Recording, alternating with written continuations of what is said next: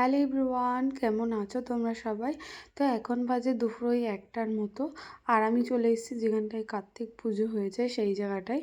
আর আজকে কার্তিক পুজোর বিসর্জন। তো এসে দেখি এদিকে সব সাঙের জন্য ওরা বাঁশ বাঁধছে। তারপর দেখো এখানে দই খই দেওয়া হয়ে গেল ঠাকুরকে।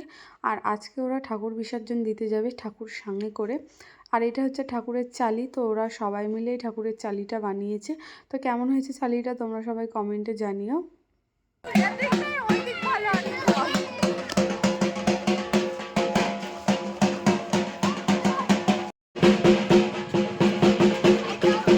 ঠাকুরকে আমাদের দই খই দেওয়া হয়ে যাওয়ার পর ঠাকুরের ওখানটা একটা সিঁদুর ছিল। আর এই সিঁদুর নিয়ে এসে দেখো সবাই মুখে মাখিয়ে দিয়েছে। তো রং দোল না সিঁদুর খেলা ব্যাপারটা বুঝতেই পারছিলাম না। তো দেখো এদিকে সব গোছানো হয়ে গেছে।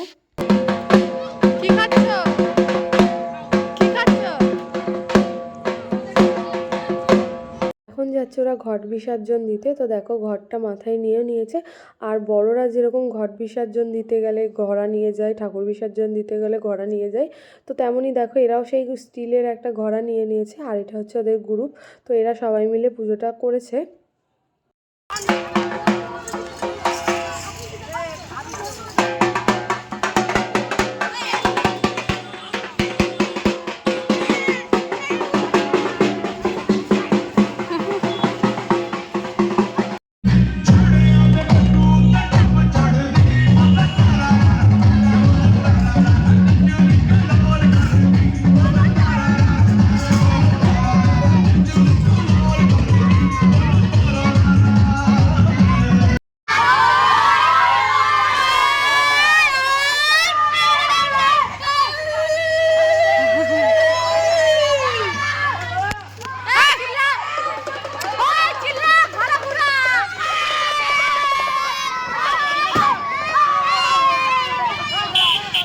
ঠাকুর ছোট হোক কিংবা বড় হোক, আমাদের কৃষ্ণনগরের ঠাকুর প্রত্যেকটা সাঙেই যায়।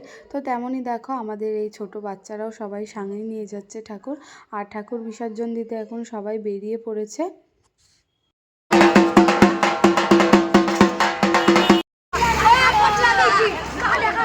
ঠাকুর আনা থেকে শুরু করে ঠাকুর বিসর্জন অবধি ওদের সাথে আমার দাদাই করে দিয়েছে সবটা।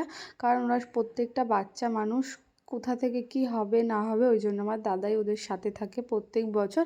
তো তেমনই দেখো ওদের ঠাকুর এনেই দিয়েছে আমার দাদা। ওরা সবাই সাথে গেছিলো আর এখন বিসর্জন দিতে আমার দাদাই যাচ্ছে। এখন বাজে হচ্ছে রাত্রির ৯টা। তো আমাদের পাড়ার ঠাকুর বেরিয়ে গেছে। আর এটা হচ্ছে ডন কার্তিক।